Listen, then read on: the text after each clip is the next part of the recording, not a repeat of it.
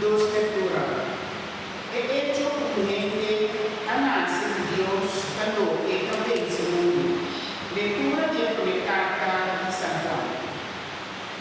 Millonan stima. Es un cosa que Jesús está en Cristo a nacer de Dios. Es un cosa estima Dios que le ha engendré.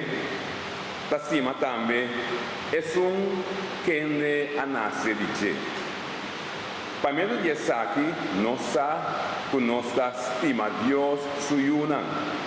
Ahora nos estima Dios y nos cumple con su mandamiento. Mas obra essa aqui é amor de Deus.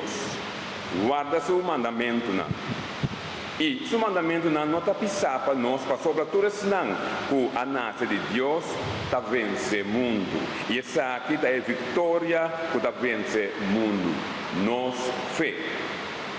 Tá quem é que está vence o mundo, se não é que está querer que Jesus está de Deus. Essa aqui é um que vem no mundo com água e sangue. Jesus Cristo, não com água só, mas com água e sangue. O Espírito é um que dá testemunho de si, para sobre o Espírito da verdade. Para sobre tem três que dá testemunho: Espírito, e água e sangue. E três não está um.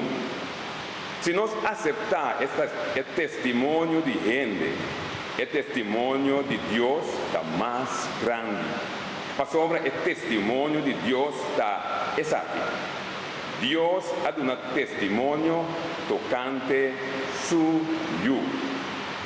Palavra de Deus.